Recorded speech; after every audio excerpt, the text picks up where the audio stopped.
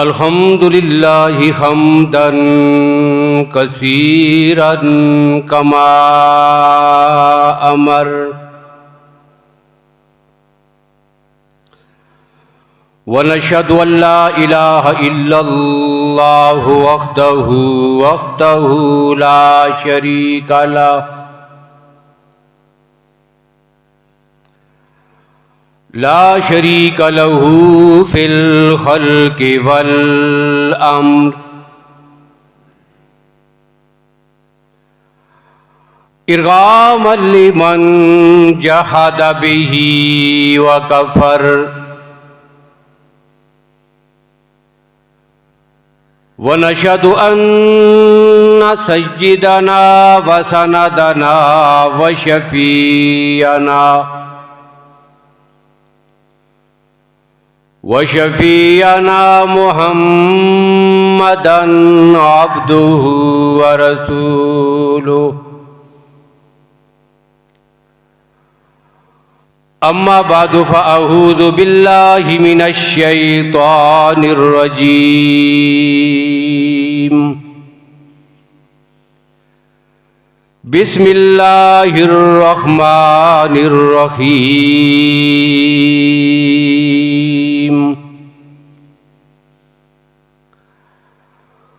या अय्युहन नासु अंतुमुल फुक़राउ इलल्लाह वल्लाहु हुवल गनिय्युल हमीद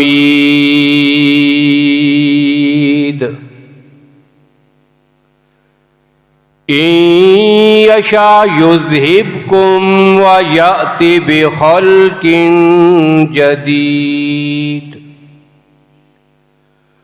वमा ज़ालिका अलल्लाहि बिअज़ीज़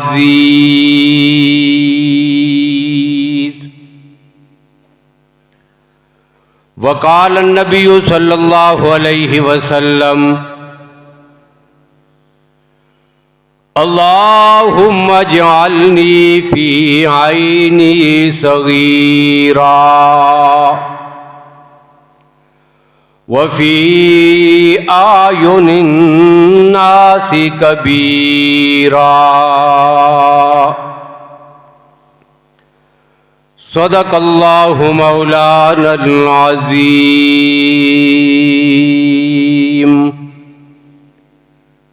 व सदक़ रसूलुहुन नबियुल उम्मियुल करीम अल्लाहुम्मा सल्लि अला मुहम्मदिन व अला आलि मुहम्मद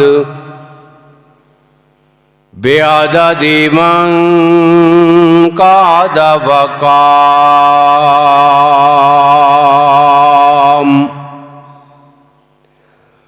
व सल्लि अला मुहम्मदिन व अला आलि मुहम्मद बिअददि मन सल्ला व साम।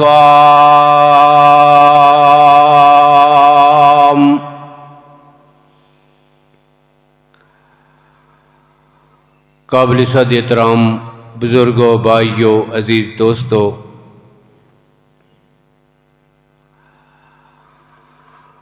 इस्लाह मुआशरा के उन्वान से एक तसलसल के साथ चलने वाली गुफ्तगू में आज भी तकब्बर की बुराई और मज़म्मत और अल्लाह रब्बुल आलमीन के यहाँ आजिज़ी और इनकसारी का मकाम आपके सामने जिक्र करना है। तकब्बर मैंने अर्ज किया था कि दूसरों को हकीर समझने की वजह से इंसान के दिल में पैदा होता है। और ये तकब्बर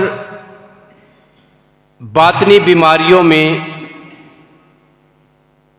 वो बीमारी है कि जिसको आप उम्मुल खबाइस कह सकते हैं, कई गुनाहों का जरिया और सबब है। अब ये तकब्बर है क्या? तो नबी अकरम सल्लल्लाहु अलैहि वसल्लम ने खुद इसकी तारीफ फरमाई है। एक सहाबी ने अर्ज किया, या रसूल अल्लाह, हमारा दिल चाहता है कि हमारे कपड़े अच्छे हों, जितनी वसअत है उतने कीमती हों, खूबसूरत हों, साफ सुथरे हों, हमारे जूते अच्छे हों, खूबसूरत लग रहे हों। क्या ये अच्छे अच्छे कपड़े पहनना, कीमती और खूबसूरत जूते पहनना, ये तकब्बर में शामिल है कि नहीं? अब अल्लाह के नबी सल्लल्लाहु अलैहि वसल्लम ने फरमाया कि नहीं, ये तकब्बर नहीं है। तकब्बर, उसकी पहचान दो चीजें हैं। पहली पहचान यह है कि बातिल हक,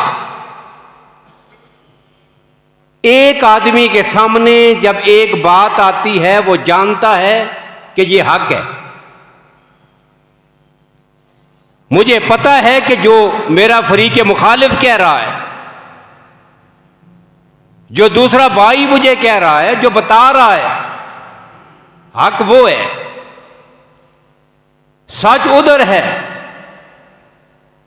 जानबूझकर मैं इस हक को जब ठुकरा देता हूं, ये पहली पहचान है कि मैं मुतकब्बिर हूं। अपनी अना की खातिर, अपनी गर्दन ऊंची करने के लिए, अपने आप को बड़ा दिखाने के लिए मैं झुकना नहीं चाह रहा। हक बात को ठुकराता हूं, सच को नहीं मानता, दिन को दिन और रात को रात नहीं कहता कि मेरी अपनी जाती अना पे जद पड़ेगी। फरमाया ये पहली अलामत है जिसमें ये काम हो, ये मुतकब्बिर है। कपड़ों से जूतों से मुतकब्बिर नहीं बनता, इंसान अपनी सोच फिक्र और अमल से मुतकब्बिर बनता है। ये पहली बात बताई। और दूसरी बात अल्लाह के नबी सल्लल्लाहु अलैहि वसल्लम ने फरमाई, बातिरन नासा व बातिरल हक्का व गमतुन नास। हक को ठुकराने के बाद लोगों को हकीर समझता है, अब दूसरों को कुछ समझता ही नहीं, उनकी बात की उसकी यहां कोई हैसियत ही नहीं। अब ये जो बातें जिसमें पाई जाएं, इसको मुतकब्बिर कहते हैं। अल्लाह ने इंसान को मिट्टी से पैदा किया। इंसान खाकी और असल है। हमारी असल क्या है? मिट्टी। और मिट्टी का मकाम क्या है? कि वो नीचे रहे। ऊपर की तरफ जो उड़ता है वो गर्दो गुबार है, वो आलूदगी है, और उससे कोई भी इंसान उसको पसंद नहीं करता बल्कि नफरत करता है, इसलिए कि वो मिट्टी अपने मकाम से हट गई है। मकाम क्या है? वो नीचे रहे। व इलल अर्ज़ कैफ़ होते खत, अल्लाह ने इसे नीचे बिछा दिया है। और शैतान किससे बना है? आग से। आग की फितरत यह है कि ऊपर की तरफ उड़ती है, ऊपर उठती है आग। जब भी जलाएं दाएं बाएं और तरफ नहीं जाती, ऊपर की तरफ। जितने शोले ज्यादा होंगे ऊपर की तरफ बुलंद होते जाएंगे। तो अपने आप को ऊपर की तरफ लेके जाने की कोशिश करना, बड़ा समझना, तकब्बर करना, ये इंसान की शैतानत की वजह से है। और आजिज़ी तब आती है कि जब वो खाकी और नस्ल होकर अपनी असल की तरफ रुजू करे।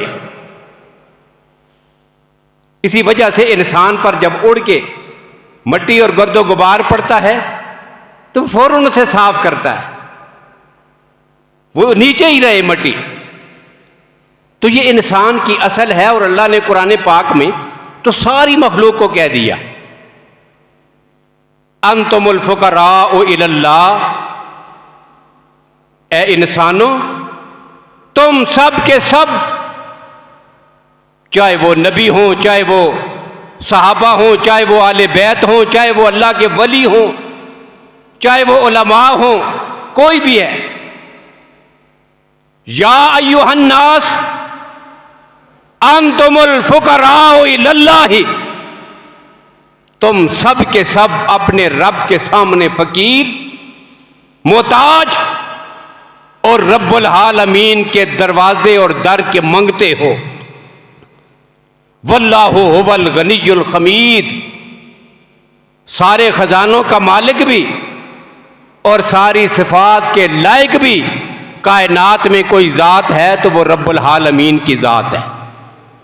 इसलिए बड़ाई, तकब्बर, उलुव्वे शान, रफ़तें ये ज़ेब देती हैं रब्बुल आलमीन को, और आजिज़ी और इनकसारी और अपने आप को मिटाना ये ज़ेब देता है इंसानियत को। तसव्वुफ़ क्या है? ये जिसे हम पीरी मुरीदी कहते हैं, ये क्या होता है? तसव्वुफ़ मौलाना हुसैन अहमद मदनी रहमहुल्लाह और सैयद सुलेमान नदवी रहमहुल्लाह ने, सैयद सुलेमान नदवी रहमहुल्लाह ने हकीमुल उम्मत मौलाना अशरफ अली थानवी रहमहुल्लाह से यही सवाल किया। बहुत बड़े अपने जमाने के वली थे, हकीमुल उम्मत थे। उन्होंने सवाल किया, हजरत मुझे सादा से लफ्ज़ों में बता दें ये तसव्वुफ़ क्या है, ये पीरी मुरीदी क्या है? क्या तसव्वुफ़ जो है वो दीवारें दौड़ाने का नाम है? क्या अपने अंदर इल्हाम, कशफ की कैफियत पैदा कर लेने का नाम है? ये क्या चीज है? तो हजरत ने एक जुमले में उनको जवाब दिया कि अपने आप को मिटा देने का नाम तसव्वुफ़ है। ये अंदर से मैं खत्म हो जाए, मैं हूं, मैं ऐसा हूं, ये वाली कैफियत जो खत्म करता है, ये तसव्वुफ़ की मराइल को आखिरी मंजिल तक पहुंच गया है। और सूफियाए कराम कौन होते हैं? अल्लाह के वली। तो पता क्या चला कि जो अपने तकब्बर को खत्म करता है, जो अपनी अना मिटा देता है, जो अपनी मैं खत्म कर देता है, ऐसे लोग अल्लाह के वली बन जाते हैं, अल्लाह के दोस्त बन जाते हैं। अल्लाह ऐसे लोगों से मोहब्बत और प्यार करते हैं। नबी अकरम सल्लल्लाहु अलैहि वसल्लम की अपनी ज़ात मुबारका आजिज़ी का ये आलम था। खाना खाने के लिए बैठते तो अल्लाह के नबी सल्लल्लाहु अलैहि वसल्लम जमीन पे बैठते थे, दस्तरखान बिछाकर। जिब्राईल सैयदुल मलाइका जैसा फरिश्ता भी इजाजत लेकर पैगंबर के दरवाजे पे आके हाजिरी देता था। इमामुर रसूल वल अंबिया, खातमुल अंबिया वर रसूल, और वो जात कि जिनके बारे में उम्मत मुस्लिमा का मुत्तफिका अकीदा और नजरिया है कि बाद अज खुदा बुजुर्ग तू ही किस्सा मुख्तसर। अल्लाह के बाद कायनात में अगर किसी की बुलंद जात है तो वह जात मुस्तफ़ा है सल्लल्लाहु अलैहि वसल्लम। इतनी अजमत वाली जात। और आजिज़ी क्या है? जमीन पर बैठकर, दस्तरखान बिछाकर, खुद जमीन पे बैठते थे और छोटा सा कपड़ा उस पे खाना रखते थे। ये खाने का अदब है। खाने का अदब यह है कि उसे दस्तरखान पे रखे, खुद जमीन पे बैठे। अब बैठ के खाना खाते और साथ फरमाया करते थे, आकुलो कमा अकल अल हब्द, मैं टेक लगाकर या किसी और अंदाज में बैठकर खाना नहीं खाता, मैं तो एक आजिज बंदे की तरह जमीन पे बैठ के खाना खाना पसंद करता हूं। ये आजिज़ी थी नबी अकरम सल्लल्लाहु अलैहि वसल्लम की। और फिर यही ज़ात मुक़द्दस हैं सल्लल्लाहु अलैहि वसल्लम। अल्लाह ने इतना उरूज और तरक्की दी, गलबा दिया, मक्का फतह हुआ है, मक्का फतह हो गया। जो जान के दुश्मन थे आज गर्दने झुकाए मुजरिमों की तरह सामने आगे खड़े हो गए, किसी को मुकाबले की सिक्कत न रही। अल्लाह के नबी फातेह बनकर सहाबा का जम्मे गफीर लेकर मक्का की सरजमीन में दाखिल हुए, आज फातेह बने हैं। पहली बात अपनी जुबान से कही, क्या? ला तसरीबा अलैकुमुल यौम, मेरी जान के दुश्मनों, मेरे खून के प्यासों, मुझे अज़ीज़ें पहुंचाने वालों, मेरे सहाबा को शहीद करने वालों, आज मोहम्मद की शान रहमत का वक़्त है। जाओ, मैंने तुम सबको अपने रब के रज़ा के लिए माफ कर दिया। जुबान से ये ऐलान है, ला तसरीबा अलैकुमुल यौम अंतुम तुलका, जाओ तुम सबको छोड़ दिया। उनके लिए बख्शिश की दुआएं मांग रहे हैं, अपने कातलों के लिए, खून के प्यासों के लिए दुआएं मांगते हुए दाखिल हो रहे हैं। और आजिज़ी क्या थी? ऐसे मौके पे इंसान की गर्दन अकड़ी होती है। छोटी सी भी फतह मिल जाए हम फूले नहीं समाते। इलेक्शन जीत जाए छोटा सा, मेंबरी का, कौंसलरी का, नाजिम का, छोटा सा इलेक्शन जीत जाए, कमेटी में आदमी जीत जाए, क्या करते हैं? कितना नाचते हैं, कितने जुलूस निकालते हैं, कितने बंगड़े डालते हैं, लोग हमें सरों पे उठा उठा के फिरते हैं। हमारी हैसियत तो ये है, हमारी अपनी हालत और कैफियत तो ये है। और अल्लाह के पाक पैगंबर, कायनात का सबसे बड़ा फातिह आजम,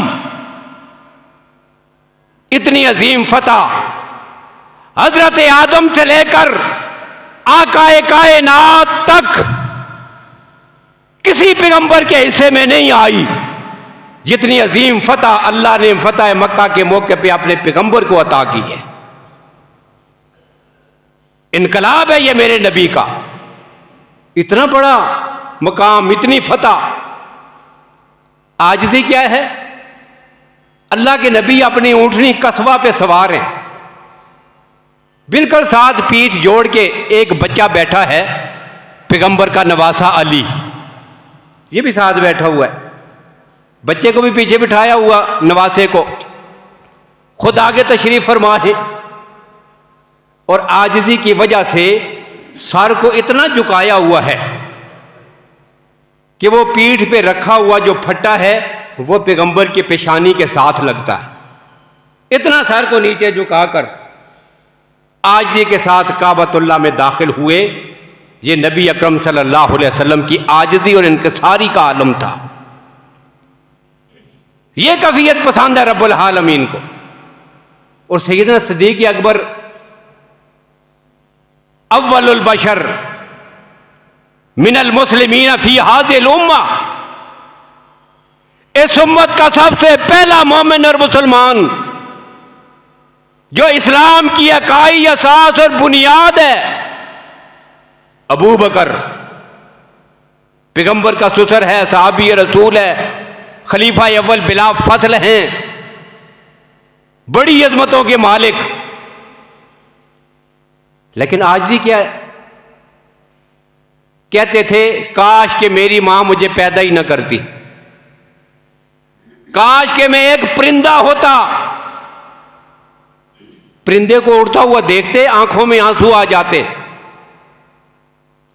काश में एक इंसान ना होता, परिंदा होता। पता नहीं अल्लाह के सामने जाऊंगा तो अबू बकर का क्या बनेगा। ये खौफ है, ये आजिज़ी है, ये इनकसारी है। हालांकि ईमान का वो मकाम और दर्जा हासिल है। जिब्रील अमीन से पूछा गया, जिब्रील अमीन से सवाल हुआ, जिब्रील बताओ अल्लाह ने आपको सैयदुल मलाइका बनाया, फरिश्ते भी हो और सिर्फ फरिश्ते ही नहीं, सारे फरिश्तों के सरदार भी हो, सबसे बड़े फरिश्ते हो, सबसे ज्यादा अजमत वाले हो। कभी दिल में ख्याल आया है कि मैं फरिश्ता ना होता तो इंसान होता, और इंसानों में से किसी के बारे में ज़हन में आया हो वैसा होता? तो जिब्रील अमीन ने फौरन जवाब दिया, हां, सैयदुल मलाइका होने के बावजूद मेरा दिल चाहता है मैं फरिश्ता ना होता, इंसान होता, और इंसान होता तो अबू बकर होता। मुझे भी जिसमें रश्क आता है, जिसकी अजमतों और बुलंदियों को देखकर सैयदुल मलाइका का दिल भी मचलता है। मैं फरिश्ता ना होता, अबू बकर होता। इतनी अजमत वाला अबू बकर, रश्के मलाकूत। आजिज़ी क्या है?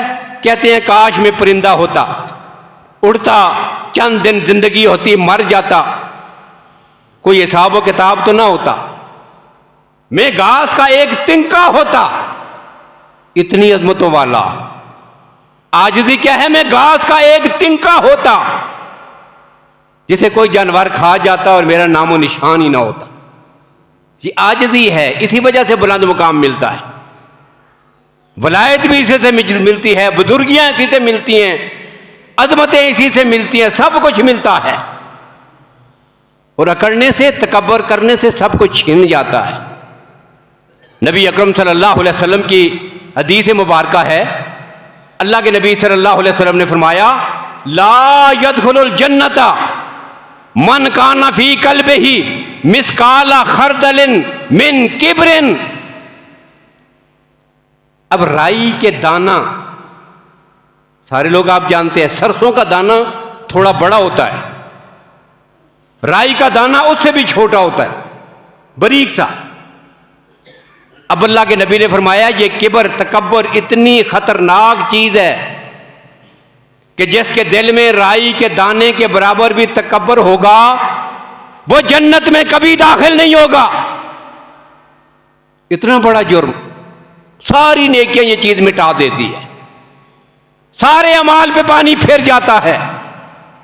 और आजिज़ी से वलायतें, अजमतें, बुजुर्गियां, शानें, सब कुछ मिलता है।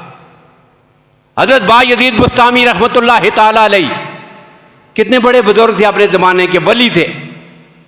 अब उनके हालात में बड़ी अजीब बात एक लिखी है। उनसे पूछा गया कि ये आपको ये सारा मकाम, वलायत, बुजुर्गी ये कैसे मिली?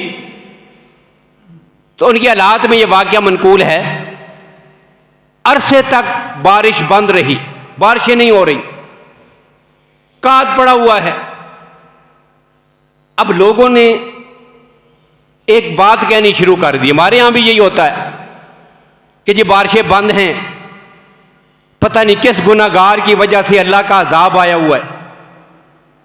अब हम क्या करते हैं, हम लोगों की आदत क्या होती है, गुनाहगार ढूंढते रहते हैं, चारों तरफ गुनाहगार ढूंढते रहते हैं, इधर नहीं देखते कभी भी। मोहल्ले में, गली में, शहर में, बस्ती में, इसके करतूत की वजह से, इसके कारनामों की वजह से, इसके गुनाहों की वजह से फिर जिधर बैठते हैं तबसरे भी करते हैं, बारिश नहीं होगी, लोग बड़े खराब हो गए। कभी ये भी सोचा है कि मैं कितना खराब हो गया हूं? लोग खराब हो गए, लोग जुर्म करते हैं, लोग गुनाहगार हैं, अल्लाह का अजाब आ गया है। अब वहां भी यही तबसरे हो रहे थे, पता नहीं किस गुनाहगार की वजह से अल्लाह ने बारिशें रोक ली हैं। अब सारे लोग क्या कह रहे थे, पता नहीं किस गुनाहगार की वजह से अल्लाह ने बारिशें रोक रही हैं। और पूरी बस्ती में एक ही आदमी था कि जिसे दुनिया बायजीद बुस्तामी कहती है, वो अपनी ज़बान से बार बार एक ही जुमला कहता था, मैं वो गुनाहगार हूं जिसकी वजह से अल्लाह ने बारिशें रोक ली। बाकी क्या कहते थे? कौन गुनाहगार है, किस गुनाहगार की वजह से बारिशें रुक गईं? और वो बंदा आजिज़ी के साथ एक ही कह रहा था कि मेरी वजह से, मैं गुनाहगार हूं, मैं आजिज़, मेरे गुनाहों की वजह से लोग भी परेशान, मेरी वजह से बारिशें रुक गई हैं। अब उनकी ये आजिज़ी अल्लाह को इतनी पसंद आई, आम आदमी है, इतनी पसंद आई कि सारी दुनिया चारों तरफ जो है वो बदकार और गुनाहगार ढूंढती है, और ये इतना आजिज़ है कि सबको नेक समझता है, अपने आप को ही गुनाहगार समझता है। अल्लाह ने उसे फिर अपनी दोस्ती और वलायत के लिए मुंतखब कर लिया। ये आजिज़ी इतनी बुलंदी अता करती है। और नबी अकरम सल्लल्लाहु अलैहि वसल्लम का फरमान है, मन तवाज़ा, जो आजिज़ी करता है, जो झुकता है, तकब्बर नहीं करता, रफ़अहुल्लाह, अल्लाह उसे बुलंद कर देते हैं। जो अपनी मैं को मिटाता है, अल्लाह उसे बुलंद कर देते हैं। मन तकब्बर वज़ाहुल्लाह, और जो ऊपर गर्दन उठाता है, तकब्बर करता है, अल्लाह फिर खुद ही उसकी गर्दन को पकड़ के नीचे करके उसे दलील कर देते। आजिज़ी से, इनकसारी से इज्जत मिलती हैं, और तकब्बर करने की वजह से, दूसरों को हकीर समझने की वजह से, उसकी गिबतें करने की वजह से, उसे बुरा समझने की वजह से अल्लाह का अज़ाब आता है। हदीस में बनी इसराइल का एक वाक़या मनकूर है।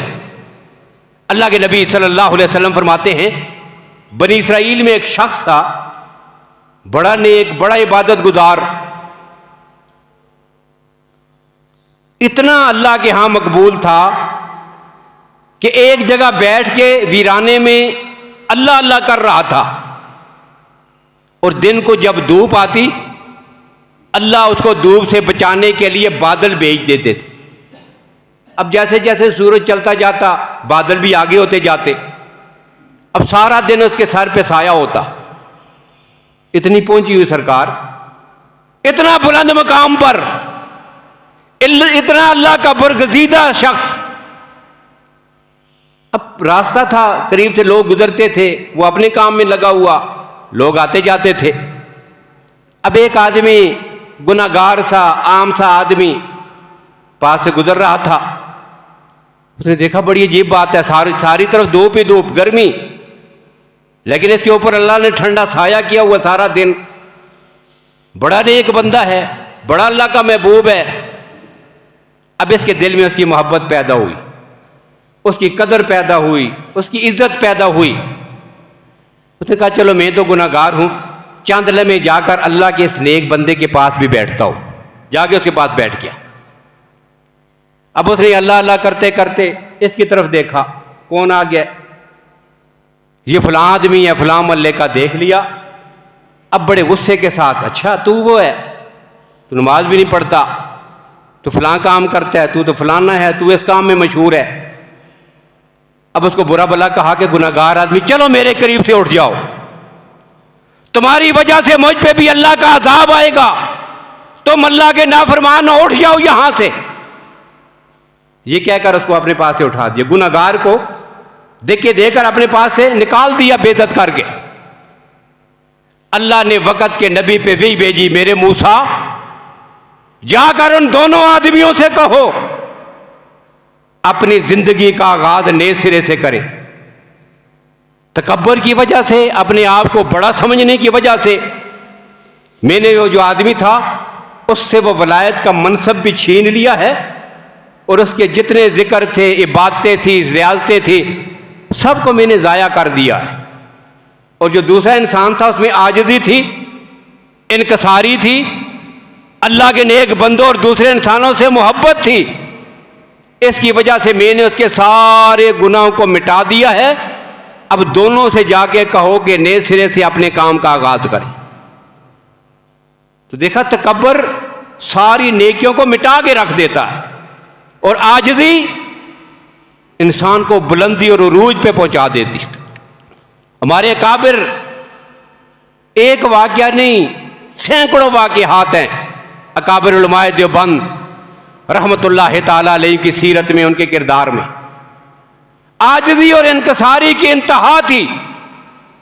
अल्लामा रशीद अहमद गंगोई रहमतुल्लाह ताला अलैहि अपने दौर का सबसे बड़ा फकीह, दारुल उलूम देवबंद का शेखुल हदीस, हदीस पढ़ा रहे हैं बच्चों को, बाहर खुली जगह बैठे हैं, हदीस पढ़ा रहे हैं। अचानक पढ़ाते पढ़ाते ये हुआ कि बारिश लग गई। अब सारे तालिब इल्म दौड़ के अंदर आ गए, अपनी किताबें उठाई, अंदर आ गए। और जब अंदर पहुंच के पीछे मुड़ के देखा, आजिज़ी देखिए इस शख्स की, इतना बड़ा फकीह और इमाम, आजिज़ी का ये आलम है। पीछे मुड़ के देखा, तालिब इल्म अपनी किताबें उठा के लाए थे और हजरत ने अपने रुमाल में उनके जूते बांधे और उठा के ले आए। आज मुझे बताओ, उनके नाम लेवा तो हम बड़े हैं, अकाबिर उलमाए देवबंद का नाम तो हम बड़ा लेते हैं। अकड़ कितनी है, गुरूर कितना है, तकब्बर कितना है, हम में कितनी आजिज़ी है।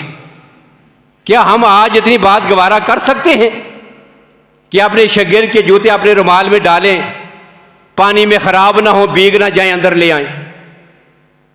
इतनी आजिज़ी हम में है। जब ये कैफियत होगी तो पता चलेगा ये भी उलमाए देवबंद के कदमों की खाक है, ये उनका पैरोकार है। और नाम उनका लेकर गर्दन अकड़ी रहे तो फिर हमने उनके मुकद्दस नाम पे दाग और दबा ही बनना है, हमने करना कुछ नहीं। फिर ये आज ये थे। और आज का ये आलम था शेख अल हिंद मौलाना महमूद अल हसन रहमतुल्लाह ताला अलैहि। एक इलाके में चले गए, मुरादपुर में, इंडिया में, बहुत बड़े इमाम, अपने जमाने का मुकद्दस, जंग आजादी का हीरो, अपने जमाने का अमीर अल मुजाहिदीन। वहां पे चले गए, लोग जमा हो गए। उन्होंने कहा, हजरत बड़ी खुशी हुई आप तशरीफ ले आए, थोड़ा सा बयान कर दें। अब इतनी बड़ी शख्सियत बयान करना उसके सामने क्या हैसियत रखता है, कोई मुश्किल है उसके लिए। लेकिन आज जी का क्या आलम है, सबके सामने कहते हैं मुझे कुछ नहीं आता, मैं नहीं बयान कर सकता, मैं क्या बयान करूंगा, मुझे कुछ नहीं आता। आज कुछ ना आने के बावजूद भी हम कहते हैं मुझे सब कुछ आता है। बस फर्क ये है, मुझ में और मेरे अकाबर में फर्क ये है, उन्हें सब कुछ आता था तब भी कहते थे कुछ नहीं आता, मुझे कुछ भी नहीं आता तब भी कहता हूं मुझे सब कुछ आता है। खराबी यहां से बनती है। कहने लगे जी मुझे कुछ नहीं आता। उन्होंने जबरदस्ती खड़ा कर दिया, हजरत जी आ गए हैं, हमारी शहादत है, थोड़ा सा बयान कर दें। खड़े हुए, खुतबा पढ़ा और खुतबे के बाद हदीस पढ़ी। फकीहुन वाहिदुन काल नबी सल्लल्लाहु अलैहि वसल्लम फकीहुन वाहिदुन अशद्दु अला शैतान मिन अल्फ हाबिद। अल्लाह के नबी सल्लल्लाहु अलैहि वसल्लम ने फरमाया, एक फकीह इल्म फिका का माहिर आलम दीन शैतान पर 1000 इबादत गुजारों से भी ज्यादा बोझल और भारी है। अब शद का माना क्या किया, भारी है, अस्कल, ज्यादा भारी है। अब मुखालिफ भी थे बैठे हुए, मुख्तलिफ किस्म के लोग होते हैं। अब मुखालिफीन में से एक साहिब दस्तार खड़े हुए, खड़े होकर एतराज कर दिया। कहता है जी ये इस आदमी को हदीस का तर्जुमा नहीं आता, इसने तर्जुमा गलत किया है, अब हमें कोई रोक दे। मेरे जैसा एक आदमी जिसकी हैसियत चंद टकों जैसी नहीं, जिसे अली बे नहीं आती, उसे कोई दरमियान में तकरीर के दौरान आगे रोक दे, फिर आग बगोला हो जाते हैं, मरने मारने पे तैयार हो जाते हैं, फिर झगड़े खड़े हो जाते हैं। बड़ी बेइज्जती हो गई, बड़ी तौहीन हो गई, ये क्या कर दिया किसी ने। इतनी बड़ी शख्सियत एक आदमी खड़े होकर रोक देता है, कहता है गलत कर रहे हो, गलत तर्जुमा किया है। उसी जगह रोक के, कोई गुस्सा नहीं, कोई रंग नहीं बदली, कुछ नहीं जलाल में आई, रोक के और रोक के बस इतनी बात कही, देखो मैं पहले ही आपसे कह रहा था मुझे कुछ नहीं आता, अब तो मेरे हक में एक गवाही भी आ गई है मुझे कुछ नहीं आता, ये कहा और बैठ गई। बताओ इतनी आजिज़ी और इनके सारी दुनिया में कहां से लाओगे, इतना आजिज़ आदमी। अब बात खत्म कर दी, बैठ गए, और जब बैठे तो फिर उसको बुलाया, वो जो इतराज करने वाली शख्सियत थी ना, जरा उसको बुलाया, उसे कहा कि चलो मुझे तो कुछ नहीं आता, लेकिन आपने जो मेरी इस्लाह की है तो मुझे समझा दे मैंने तर्जुमा कहां से गलत किया है। तो वो कहने लगा, कहता है जी यहां पे जो हदीस में लफ्ज आता है अशद फकीहन वाहिदुन अशद्दु अला शैतानी मिन अल्फि आबिदिन, एक फकीह शैतान पर 1000 इबादत गुजारों से ज्यादा अशद है। तो उसने कहा कि अशद का माना आपने बारी किया है, जबकि इसका माना अजर है, अस्कल नहीं है, और अजर का माना होता है ज्यादा नुकसानदेह। यह गलती की है आपने। आपने फरमाया चलो, वो बुखारी शरीफ की हदीस है, अल्लाह के नबी सल्लल्लाहु अलैहि वसल्लम ने वही के बाब में जिक्र फरमाया कि वही की कैफियतें क्या होती थी। एक वही की कैफियत अल्लाह के नबी ने यह बयान फरमाई, कभी कभी जब मुझ पे वही आती थी, यातीनी सलसलतल जर से वह हुआ अशद्दु अलैया, मुझ पे ऐसे वही आती थी सुनने वालों को यूं लगता कि जिस तरह घंटी बजने की आवाज है, और ये जो वही आती थी अशद्दु अलैया। अब वो मौली साहब कह रहे थे अशद्दु अलैया का माना होता है मेरे लिए ज्यादा नुकसानदेह, हजरत माना कर रहे थे नहीं मेरे लिए ज्यादा बोझल। अब उसको कहा कि बताओ माना कर फिर, अब बता क्या माना करेगा। अल्लाह के नबी नऊजुबिल्लाह ये फरमा रहे हैं कि वही की ये किस्म वो थी कि जब वो वही मुझ पे आती थी तो मेरे लिए सबसे ज्यादा नुकसानदेह थी। क्या अल्लाह का कुरान भी नबी के लिए नुकसानदेह हो गया है? अब बिल्कुल लाजवाब हुआ, कहने लगा हजरत मुझसे बड़ी गलती हो गई है, मुझे तो भूल लगी थी, मैं गलत कह रहा था, लेकिन आज देखिए गलती भी कर रहा था, मजमा में रोक भी दिया, टोक भी दिया, और इतनी बड़ी इल्मी शख्सियत होने के बावजूद आज ये का फिर भी ये आलम है, कहते हैं लोगों मुझे कुछ नहीं आता। तो अल्लाह ताला हमें ये आजिज़ी नसीब फरमाए। तकब्बर से मुआशरे बिगड़ते हैं, अना से बिगड़ते हैं, जिद के साथ मुआशरे बिगड़ते हैं। और जब आजिज़ी आती है, मुझे कुछ नहीं आता, मेरे पास कुछ नहीं है, मेरी कोई हैसियत नहीं, मैं कुछ नहीं हूं। और शेखुल कुरान मौलाना गुलामुल्लाह रहमहुल्लाह की आखिरी बात क्या की बात खत्म कर रहा हूं। शेखुल कुरान मौलाना गुलामुल्लाह खान रहमहुल्लाह जब भी जहां भी अपना नाम लिखते थे ना, तो उनकी जो मामूल और आदत थी, लाशई गुलामुल्लाह। लाशई का क्या माना है? कुछ भी नहीं, कख भी नहीं। लाशई का माना होता है ये कुछ भी नहीं है, लाशई। और उन्हीं के आगे शागिर्द थे मौलाना गुलामुल्लाह खान चिलासी, वो मेरे भी उस्ताद थे। अभी उनको भी देखता था कि वो अपने उस्ताद की उस्ताईद में, उसकी तकलीद में, जिस तरह वो अपने नाम के साथ लाशई गुलामुल्लाह लिखते थे, ये भी अपने नाम को लाशई गुलामुल्लाह लिखते थे कि भाई कुछ नहीं है। और यही बात अल्लाह ने कुरान में कही, या अय्युहन्नास अंतुमुल फुकराउ इलल्लाह, लोगो तुम कुछ भी नहीं, तुम सब अपने रब के दरवाजे के मंगते सवाली और मोहताज हो। वल्लाहु हुवल गनियुल हमीद, अल्लाह की ज़ात के पास कायनात के सारे खजाने भी हैं, और कायनात की सारी तारीफ़ों के लायक भी सिर्फ रब्बुल आलमीन की ज़ात है। अल्लाह ताला हमें यह हकीकत समझने की और इसको अपनाने की तौफीक नसीब फरमाएँ। व आखिर दावाना अल्हम्दुलिल्लाहि रब्बिल आलमीन।